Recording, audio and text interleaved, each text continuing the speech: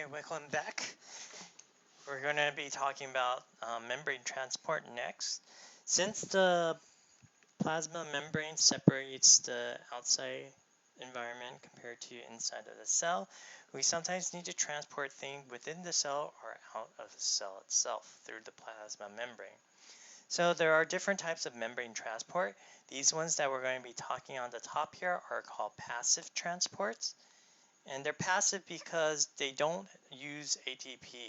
So no ATP is involved here. ATP is how we end up having utilize energy within the cell. So the very first type here is called simple diffusion. And simple diffusions allows very small molecules or molecules that are uncharged or molecules that are fat soluble to be able to pass through. And it makes sense too because things that tend to be larger or polar or charged or water soluble, they cannot be able to pass through the plasma membrane. We talked earlier about how the plasma membrane itself is has fatty acid tails and therefore hydrophobic. And so things that are hydrophobic are able to pass through that fatty acid tails location. However, things that are polar or hydrophilic, they are not able to pass through because of those fatty acid tails. Okay. So simple diffusion, it doesn't require anything to help transport the molecules. It just passes through. And it always goes from high concentration to low concentration. So if you could see on this left-hand side here, there's a lot more of these molecules, and that will help. This will end up going from this location to this location where there's fewer amounts of them. And so here's an animation that shows that high to low concentration. And there it goes. It doesn't go back and forth, but I just made it go back and forth so it could reset itself so I could talk about this next point. So talking about this next point here, this is called facilitated diffusion. And facilitated diffusion allows larger charged and water-soluble molecules to be able to pass through. Remember, because of those fatty acid tails, it's not able to pass through without some kind of protein that will help it to pass it through. So this requires some kind of integral proteins like a channel protein to be able to pass these molecules through. Once again, it's from high to low concentration, therefore it doesn't need to use ATP for this. So it will use a transmembrane protein like that, and now it's going to go from high concentration to low concentration. Once again, it doesn't go back, but I'm just resetting it to make this next point here. Okay, this next one is a carrier protein. Don't worry about this too much because we're going to talk about this in physiology the next semester that you take it.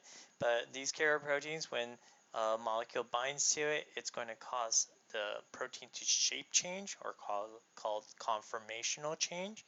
And that's going to cause it to change its shape and then brings that molecule into the cell. All right. Osmosis is a type of diffusion. So this is once again not using ATP, but this is having high water concentration to low water concentration. And this is a water molecule here. You'll notice there's a lot more on this side over here. So these water molecules will want to go to the other side. It doesn't necessarily require it to have a integral proteins to help it to pass through. So water molecule can go through simple diffusion, but most of the time it will need some kind of transmembrane protein to be able to help the water molecules pass through the plasma membrane.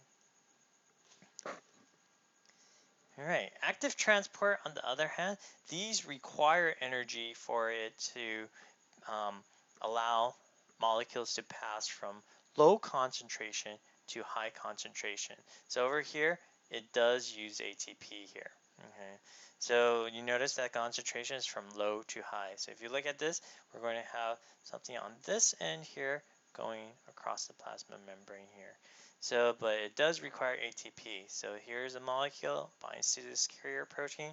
ATP is going to be used up, gets broken down into ADP and an organic phosphate, and then that molecule will pass through.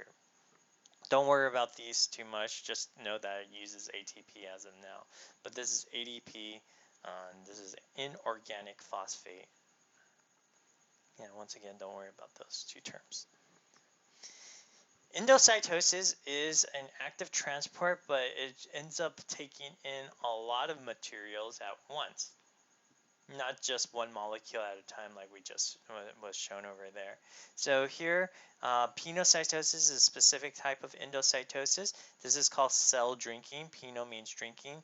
Cyte is cell. So the cell is drinking. What it does, it invaginates like this. The plasma membrane invaginates. So it pinches a fluid um, that's right outside of the plasma membrane and any molecules that's near it. And once it pinches, it forms a vesicle here.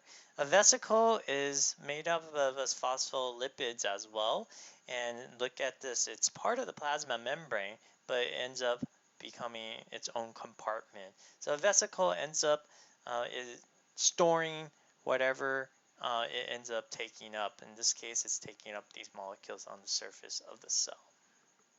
And this is how the intestines does its absorption. Another is called phagocytosis. Instead of invaginating like this, what happens is that the cell's plasma membrane will create these things called pseudopods and comes outwards to engulf whatever molecule it comes into contact with.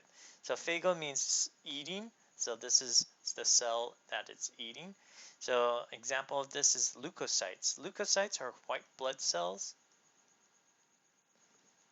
And they will end up doing this. Certain type of these leukocytes will go and end up taking in like bacteria or viruses and stuff like that. Will end up taking it in through phagocytosis. Receptor-mediated endocytosis is very similar to pinocytosis, but it's more specific. Pinocytosis, it takes in whatever's that's right outside of the cell. With receptor-mediated endocytosis, a specific molecule will bind to a receptor on the plasma membrane. Remember, the receptor is going to be a protein, and that molecule, once it binds to it, it's going to cause endocytosis to occur and forms this vesicle over here with that particular molecule that was bound to the receptor. So hormones, enzymes will have this kind of process to occur. Exocytosis, instead of bringing things in, it's going to bring things out of the cell. So in this case scenario, what we see here is a vesicle here with these stored molecules. This is neurotransmitters.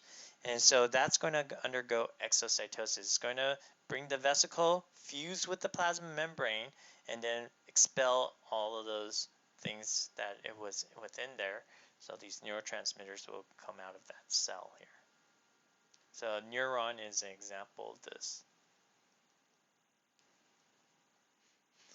The cytoplasm itself, once again, is this region between the plasma membrane and the nucleus. And the cytoplasm has a fluid called cytosol, and it's the intracellular fluid, and all the organelles that we'll be talking about in just a second. This time I'm going to be talking about inclusion, just so that you know what type of inclusions we have in our cells. Here are these. They store these things, inclusions, in vesicles that we just talked about earlier, and this is like phospholipids that is like a container for whatever molecules within it. So these molecules that we'll be talking about are the triglycerides and glycogen. These are how we end up storing our energy. So we use these triglycerides and glycogen, and then we'll end up breaking it down so that we'll end up making ATP at the very end of it. Okay. Triglycerides are also known as fat, so it's part of the lipid biomolecule. and it's stored in these cells called adipocytes or fat cells. Okay, these are fat cells. And we'll talk more about this when we get into the tissues chapter. Glycogen, on the other hand, is a type of carbohydrate. It's actually chains of glucose molecules. Okay, chain of glucose molecules.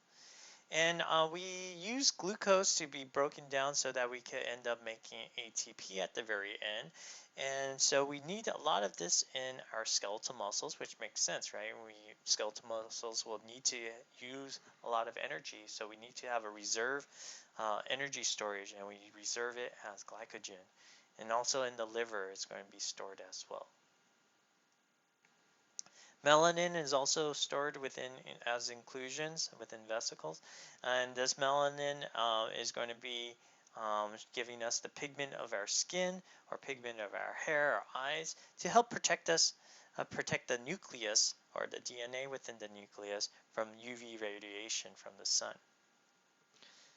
And once again, cytoplasm not only contains the cytosol inclusions, but also the organelles, which we'll talk about in the next video.